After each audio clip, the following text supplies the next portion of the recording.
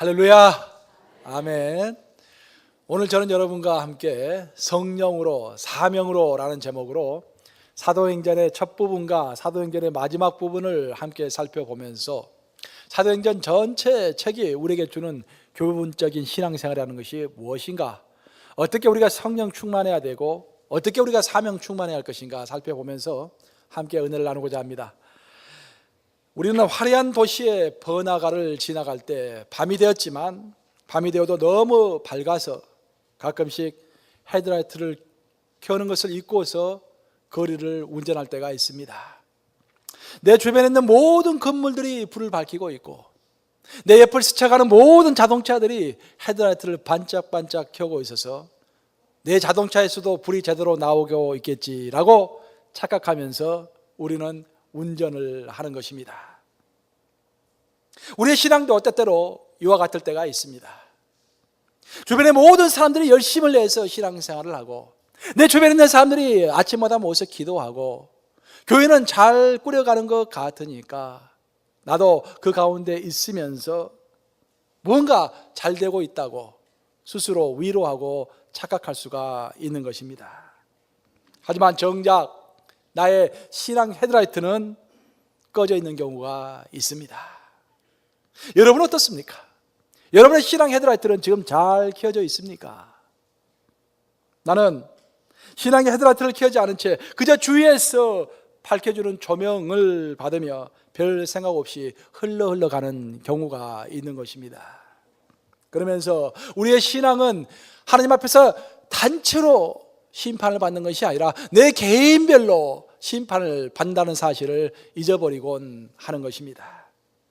여러 명이 모여서 함께 찬양들을 구성해서 찬양을 할 때 내 목소리는 잘 드러나질 않습니다. 그냥 다른 사람과 함께 묻어 있으면은 그냥 그저 묻어서 좋은 평가를 받는 것입니다.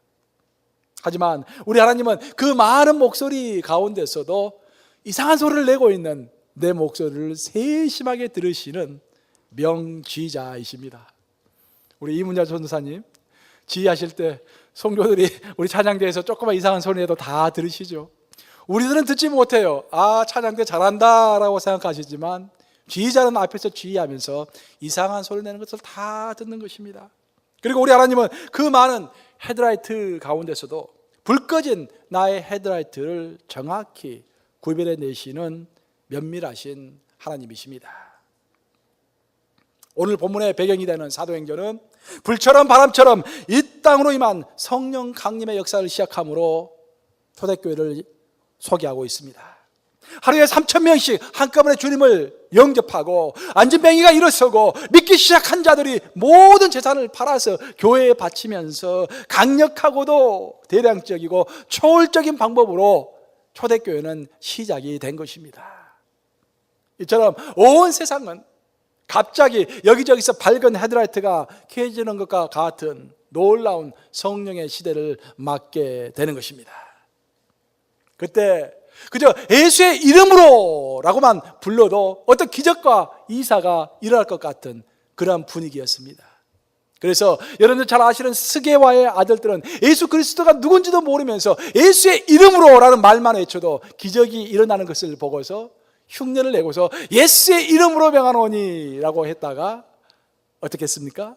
귀신들이 내가 예수도 알고 바울도 알거니와 너는 도대체 누구냐 라고 하면서 스게와의 아들들을 혼내는 장면이 사도행전에 나오고 있는 것입니다.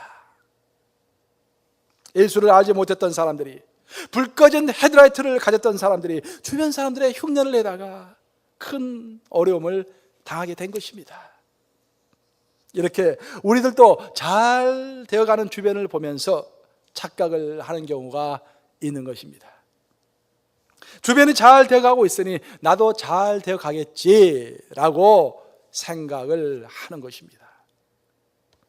그러나 사도행전은 반짝반짝 빛나는 초대교회의 급격하고 초월적인 역사를 곧 마감하고 이제 사명으로 고난의 길을 겪는 한 사람 한 사람의 이야기를 소개하기 시작합니다. 사도행전은 베드로의 이야기를 거쳐서 빌립의 이야기를 거쳐서 드디어 사도 바울이라는 한 인물에 초점을 맞추기 시작하는 것입니다. 그러면서 그를 통해서 우리 그리스도인들이 이 땅에서 하나님의 뜻대로 또 예수 그리스도의 마지막 유언대로 정말 주님의 뜻대로 예수의 뜻대로 이 땅을 살아간다는 것이 어떤 삶인지를 사도 바울 한 사람을 통해서 설명을 해주고 있는 것입니다. 사도 바울은 주변의 빛을 따라서 갔던 그런 사람이 아닙니다. 사도 바울은 최소한 자신의 헤드라트를 명확히 밝히고서 자신의 길을 갔던 사람입니다. 그는 무엇보다도 사명을 가지고 자신의 길을 떳떳하게 주변을 살피지 않고 내 헤드라이트를 가지고서 길을 갔던 사람인 것입니다. 그래서 사도 바울은 자신의 인생을 통해서 사명 있는 자도 풍랑을 맞을 수는 있지만 사명 있는 자는 결코 죽지 않으며 사명 있는 자는 비록 현재는 주변인으로 곽강받지 못하는 자로 있을지언정 결국에는 주님의 때에 어느 한 조직과 어느 한 공동체의 중심 인물로 또 오른다라는 것들을 면면하게 우리에게 보여주고 있는 것입니다. 오늘의 본문은 이런 말로 시작을 합니다. 오순절날이 이미 이르매 그들이 다 같이 한 곳에 모였더니, 여기서 우리가 주목해야 할 것은 120명의 제자들이 한 명도 예외가 없이, 몇 명도 예외가 없이, 한 명도 예외가 없이 다 같이 모여서 함께 간절함으로 기도했다라는 것입니다.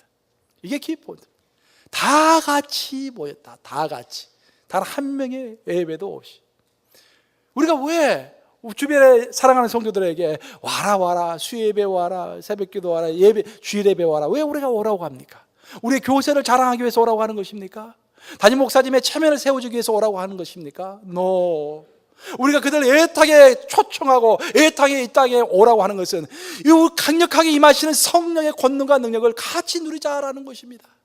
120문도가 어떻게 했을 때 하나님의 성령의 능력이 임했습니까? 다 같이 모여서 간절한 마음으로 기도하고 부르셨을 때 바로 그때 성령의 능력이 임한 것입니다.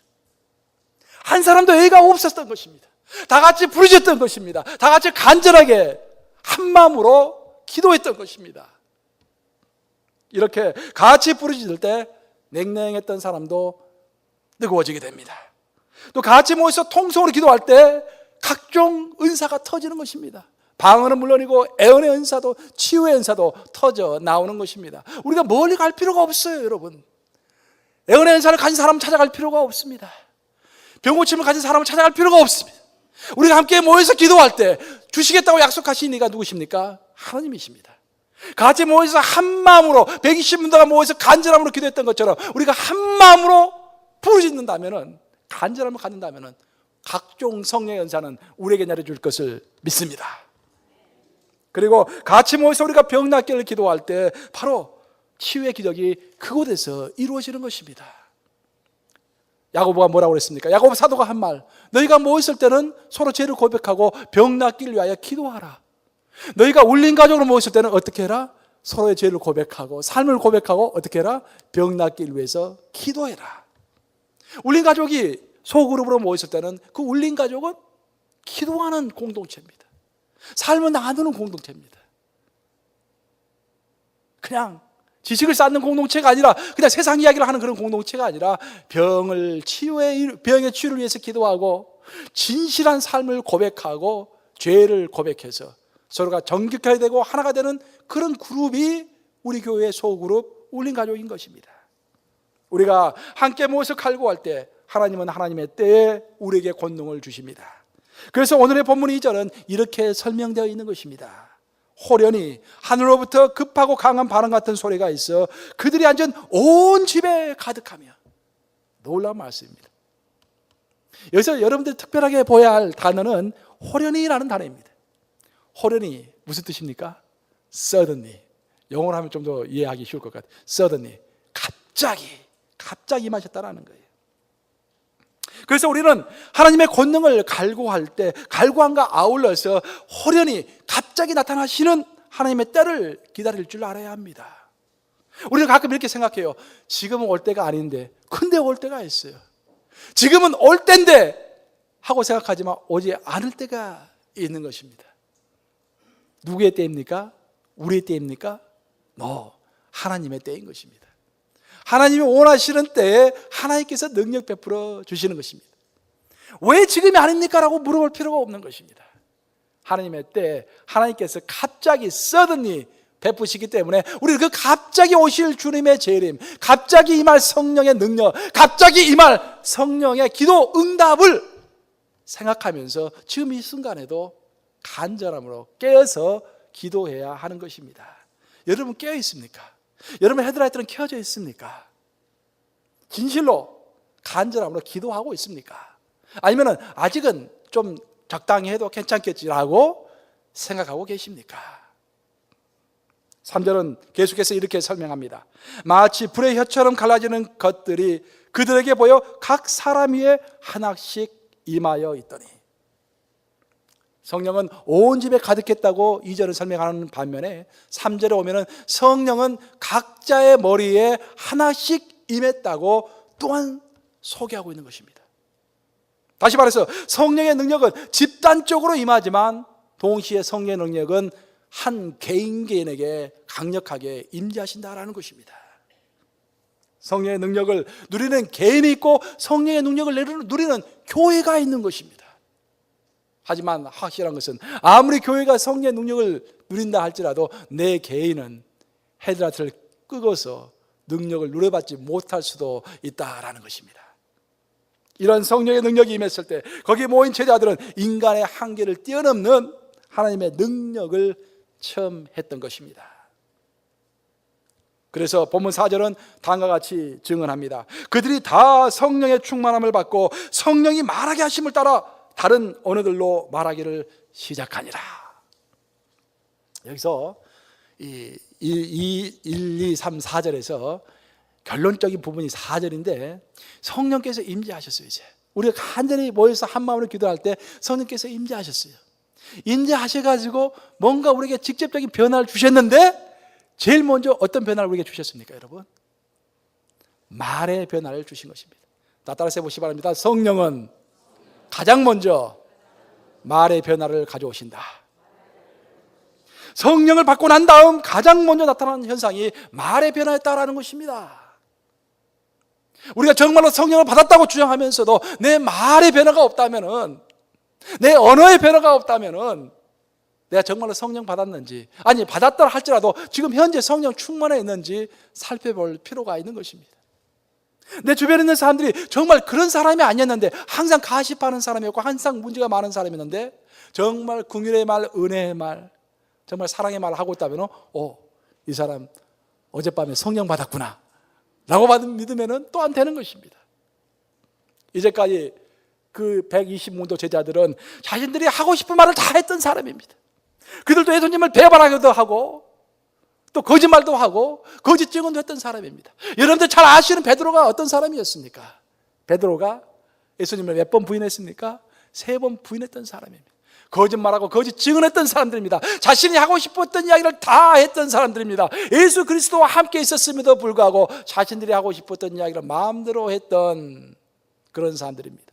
그런데 놀라운 것은 성령을 받고 나자 이제는 자신의 언어가 아닌 성령의 언어를 말하기 시작했던 것입니다.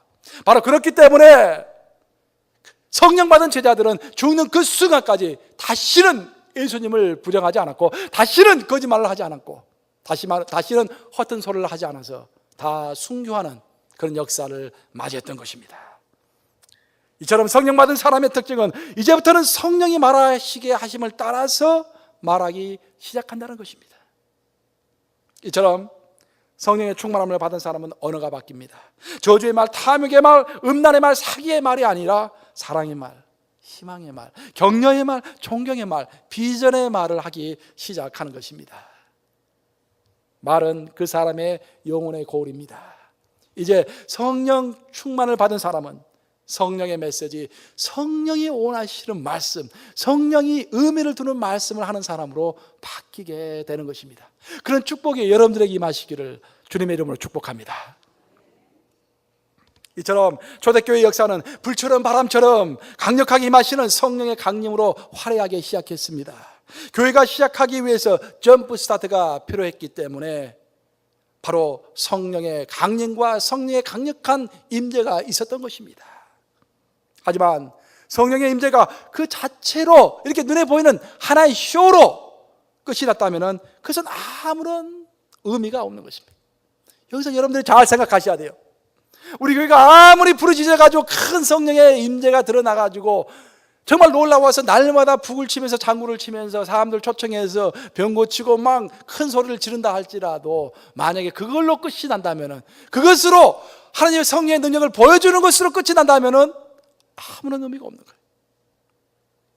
미국에서 가장 성령의 임재가 강하게 드러났던 때가 아주사에서 성령께서 임재하셨던 때였습니다. 그 전까지는 방언을 하는 사람들이 별로 없었어요. 치유를 하는 사람들이 별로 없었습니다. 근데 아주사에서 성령께서 강력하게 임재하시면서 갑자기 끊어졌던 방언들이 다시 터져나오기 시작했고, 치유의 은사와 애언의 은사들이 터져나오기 시작한 것입니다. 하지만 여러분들 기억해야 할 것은, 그렇게 강력하게 임재하셨던 아주사 거리에서의 성령의 임재도 3년을 넘지 못했다라는 거예요. 3년이 끊겨지고 나서 더 이상 그런 강력한 임재가 드러나지 않았습니다.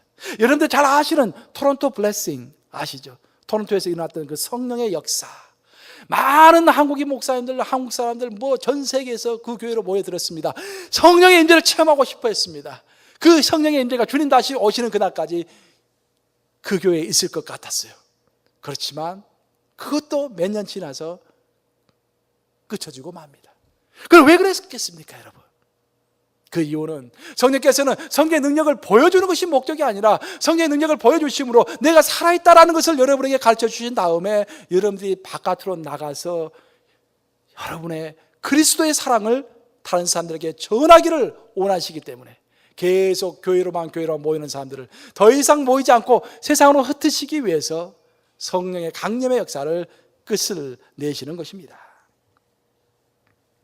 성령의 강력한 임재가 이 땅에 도래한 이유는 하나의 보여줌과 쇼를 위함이 아니라 주님의 복음을 예루살렘과 온 유대와 사마리아와 땅끝까지 전파하기 위함이었습니다. 복음 전파는 놀라운 기적과 이사가 끊임없이 이 땅에서 벌어지는 것만으로 완성되는 것이 결코 아닙니다. 그것은 출발일 뿐입니다.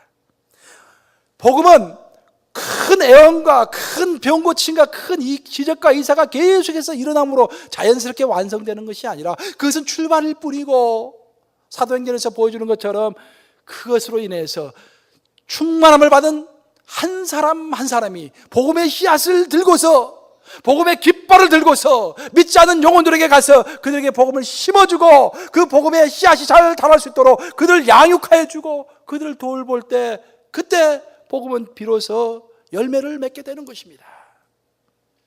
그렇지만 많은 사람들은 화려한 것만 보기를 원해요. 그리고 나가질 않습니다. 그래서 사도행전의 구조는 우리에게 신앙의 구조를 잘 보여주고 있는 거예요. 사도행전의 구조는 아주 화려한 빵빠레로 성령의 능력으로 시작이 되었지만 곧 그 역사는 멈추게 되는 것입니다. 결국 복음을 전하는 한 사람 한 사람의 역사를 자세하게 소개하는 것입니다. 그래서 사도행전이 보여주는 복음 전파의 구체적인 방법은 사명을 가진 한 사람을 통해서 일이 이루어지는 것입니다. 여러분은 지금 사명 가지고 있습니까? 복음 전파의 사명 가지고 있습니까? 하나님 앞에 서는 그날을 준비해서 여러분의 예복을 제대로 준비하고 있습니까? 목사님, 즐거운 이야기 듣고 싶어요. 즐거운 이야기 들어서 뭐 하겠습니까? 즐거운 이야기 들으시려면 코미디 프로를 보시기 바랍니다. 즐거운 이야기 들어서 뭐 하시겠습니까? 편안한 이야기 듣고 싶어요. 편안한 이야기 듣고 싶으면 소바오페라 연속극 보시기 바랍니다. 우리 주님의 재림이 곧 다가왔는데, 곧 다가왔다고 말씀하시는데 예복은 준비되지 않았는데 우리가 여기 앉아가지고 기쁨의 소리, 즐거움의 소리, 편안의 소리만 들은다 해서 그것이 무엇을 해결할 수가 있겠습니까? 사도행전은 총 28장으로 구성되어 있습니다. 근데 그 28장을 보면은 제9장에서 사도 바울이 예수 그리스도를 직접 만나는 장면이 나옵니다. 그리고 13장부터는 이제 베드로와 빌립을 지나서 사도 바울의 이야기에 초점이 맞춰지는 것입니다. 이래서 우리가 여기서 생각해 봐야 할 것은 사도행전 28장 중에서 절반 하면 14장인데 절반 플러스 한 장, 즉 15장에 걸쳐서 전부 사도 바울 이야기가 적혀 있는 것입니다. 그럼 왜 이렇게 사도 바울이라는 한 사람에게 그 많은 분량을 할애해서 사도행전은 설명하고 있는 것일까? 사도행전 절반 이상을 차지하고 있는 사도 바울의 이야기가 우리에게 주는 핵심적인 메시지는 무엇일까? 그것은 신앙의 출발은 성령의 큰 권능과 많은 사람들의 호응과 표면적인 화려함으로 출발할 수가 있지만 그 출발은 전국에 가면은 반드시 사명이라는 옷을 입어야 한다는 것입니다. 오늘 여러분이 이 예배에서 아무리 큰 은혜를 받았다 할지라도 큰 감격과 정말 가슴 떨림을 가지고 예배당 문을 나선다고 할지라도 여러분 가슴에 사명이 새겨지지 않았다면 so what? 내일이면 다시 무너지는 불나방과 같은 그러한 인생이 되는 것입니다. 여러분 사명 가지시기 바랍니다. 우리 주님은 이 땅에서 아무 목적 없이 우리를 이 땅에 주시지 않으셨어요. 주님의 기뻐하신 뜻을 위하여 이 땅에 두셨다고 성경은 소개합니다. 여러분의 사명이 무엇입니까? 주는 그날까지 해야 할 사명이 무엇입니까? 첫째는 여러분의 첫 번째 사명은 예수 그리스도의 장성한 분량에까지 자라가도록 성령의 열매 9가지 열매를 맺는 것이고, 두 번째로는 지상 사명 성취를 위해서 전도하고 복음 전하는 것이고, 그 외에 플러스 알파 여러분 개인만이 할 수 있는 무언가 사명이 있다라는 거예요. 사도행전에 나타나는 사도 바울의 일생에서 끊임없이 강조되는 것은 사도 바울의 사명입니다. 오늘 본문에 나타나는 하나님의 사자는 사도 바울에게 이렇게 말하고 있습니다. 바울아, 두려워하지 말라. 내가 가이사 앞에 서야 하겠고 또 하나님께서 너와 함께 항해하는 자를 다 내게 주셨다 하였으니. 놀라운 말씀. 지금 사도 바울이 어떤 상황입니까? 지금 잡혀가지고 가이사 앞에, 가이사는 누굽니까? 로마의 황제죠. 로마 황제 앞에 끌려가기 위해서 배를 타고 가는 길인데, 그래서 큰 풍랑을 맞이했어요. 그래서 사람들은 다 소리를 지르면서 나 우리 죽었습니다 라고 이제 사람들이 어쩔 줄을 모르고 있는 상황이에요.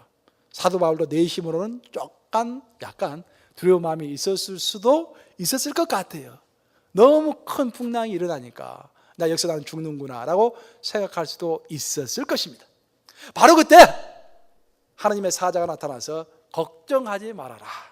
너는 가이사 앞으로 가서 그 가이사에게 복음을 전파해야 할 특별한 사명이 있는 사람이니까 그 사명을 성취하기 전까지는 결코 죽지 않는다 라고 말하고 있는 것입니다. 그 내용을 다시 한번 요약한다면 천사가 이야기했던 첫 번째 내용은 사도 바울에게는 사명이 있으니 그 사명을 이루기까지는 죽지 않는다라는 것입니다. 그리고 더 놀라운 두 번째는 그 사명이 있는 너 때문에 이 배에 탄 모든 사람이 너 때문에 살게 된다라는 것입니다. 이 얼마나 놀라운 일입니까? 여러분들이 빨리 하셔야 할 일은 뭐냐면은 우리 교회에서 진정 사명감 가지고 살아가는 사람이 누군가를 빨리 발견하시기 바랍니다. 그 사람 곁에 붙어 있어야 우리가 멸망하지 않습니다.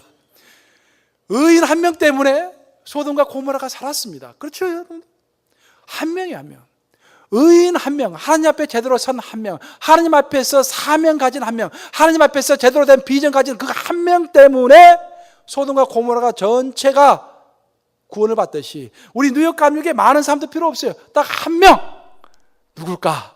그 한 명 빨리 생각해 보세요. 그 한 명을 다 붙잡고 있어야 돼, 우리가. 그래야 붙잡고 있으면 그 한 명 때문에 뉴욕 감옥교회가 살아나는 거예요. 여러분이 바로 그 한 명이 되시기를 축원합니다. 머리를 찾지 마시고 바로 여러분이 그 사명 가진 한 사람이 되기를 바라요.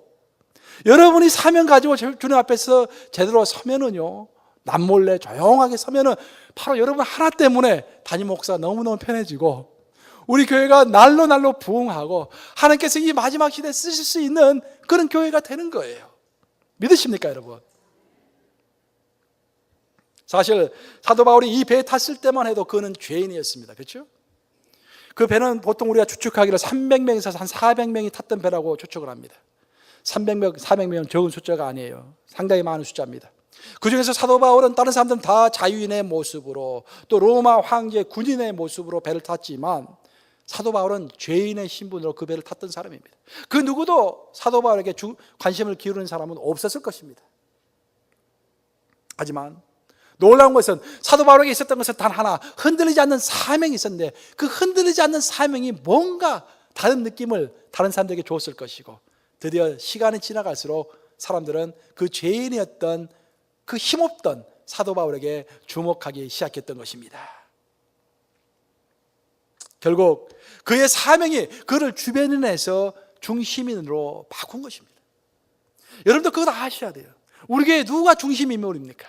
우리 교회에서 장로님입니까? 권사님입니까? 재정부장님이십니까? 누가 중심 인물입니까? 담임 목사님입니까? 우리 교회 중심 인물은 하나님께서 사명 주신 자가 바로 그 자가 중심 인물인 거예요. 그 사람은 드러나게 되어 있습니다. 이 사람이 정말로 사명 받은 자인가? 사명 없이 헤드라이트도 꺼버리고 그냥 흘러가는 자인가?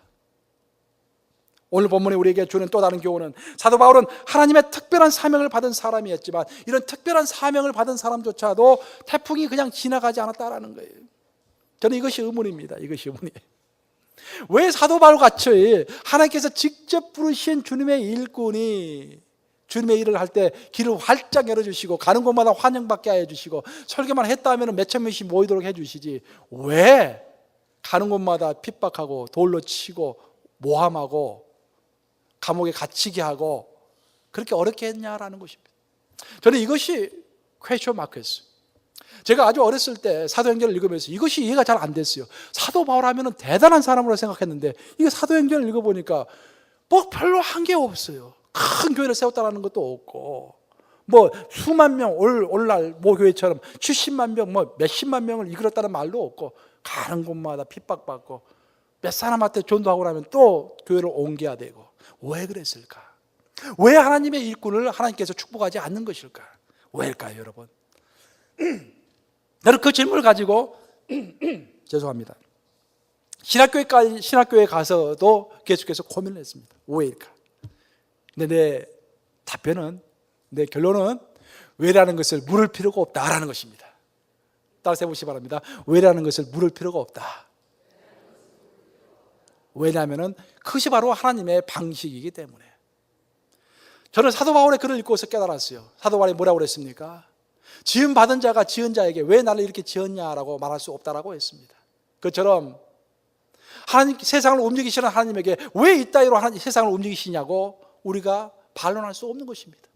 세상을 움직이시는 방식, 하나님이 일하는 방식은 하나님의 방식일 뿐입니다. 그리고 우리는 그 하나님의 방식을 따를 뿐인 것입니다. 그리고 따를 때 왜 하나님이 이런 방식을 취할 수밖에 없었는지를 우리에게 설명해 주시는 것입니다. 그리고 우리가 하나 붙잡아야 할 것은 지금은 이해할 수 없지만 결국은 이해하게 될 것이고 모든 것이 합력하여서 선을 이룰 것이다 라는 믿음인 것입니다. 이처럼 사명받은 사람, 성령님께서 보호하시는 사람에게도 고난의 풍랑은 찾아오는 것입니다. 하지만 사명을 가진 자에게 동시에 찾아오는 것은 성령님의 격려와 위로입니다. 바로 이래서 우리에게는 참 기쁨이 있는 것입니다. 만약 원인을 알 수 없는 풍랑만 계속 우리 삶에 온다면 얼마나 힘들겠어요. 그런데 놀라운 것은 풍랑은 주세요. 풍랑은 주시면서 그 풍랑 가운데 있는 우리들에게 찾아오시는 거예요. 그리고 우리를 위로하시고 격려하시는 것입니다. 그러면서 우리가 하나님을 만나게 돼요. 우리가 평안할 때는 하나님을 만날 수가 있겠죠. 그렇지만 어려워요. 하지만 그 풍랑이 불 때 우리는 간절히 기도하게 되고 그 이유를 묻게 되고 그러면서 우리는 하나님을 만나게 되는 것입니다. 내 자신의 욕기를 쓰면서 하나님을 만나게 되는 것입니다. 그래서 우리는 풍랑을 허락하시지만 동시에 그 풍랑을 통과할 수 있도록 격려하시고 위로하시는 하나님인 것을 또한 알게 되는 것입니다. 이제 말씀을 마치려고 합니다. 사도행전의 처음과 끝은 바로 우리 신앙의 처음과 끝입니다. 우리는 주변의 사랑과 또 주변의 인도함과 또 화려한 그런 것들로 신앙생활을 시작할 수도 있었겠지만 우리들 신앙의 결론은 결국 하나님과 나 사이의 독대인 것입니다. 다 필요 없습니다, 여러분. 우리 할아버지가 선교사님이 찾아와서 우리 할아버지 때부터 우리가 신앙생활을 시작했고 우리 아버지는 장로님을 하셨고 우리 큰아버님은 신학교의 학장이시고 우리 작은아버님은 대형교회 목사님이시고 다 필요 없습니다. 그래서 so what? 결국 우리는 단독자의 모습으로 하나님 앞에 서는 사람들입니다. 내 주위가 아무리 밝다 할지라도 내 자신의 헤드라이트가 꺼져 있으면 그것은 위험한 것입니다. 하나님께서 나 한 사람에게 주신 사명을 그분 앞에서 이루어가는 신앙생활을 할 때 그분과 나 사이에 쌓여져가는 추억이 바로 신앙인 것입니다. 그래서 우리는 물어봐야 돼요. 하나님과 나 사이에 진정한 교제의 추억이 있는가? 하나님을 만난 그날 주님과 나 사이에 있었던 그 추억 기억나시죠? 그 추억을 쌓았던 우리 주님이 사랑하는 나 여기 왔습니다 라고 말할 수 있어야 한다는 것입니다. 주님 앞에 막상 섰는데 주님과 나 사이에 추억이 아무것도 없어요. 서먹서먹해요. 그러면 얼마나 안타깝겠습니까? 다시 돌아갈 수도 없고. 이 말씀을 명심하시면서 꺼져가는 신앙의 헤드라이트를 켜고서 성령 충만의 삶, 사명 충만의 삶을 살아가시는 여러분들 되시기를 우리 주님의 이름으로 축복합니다.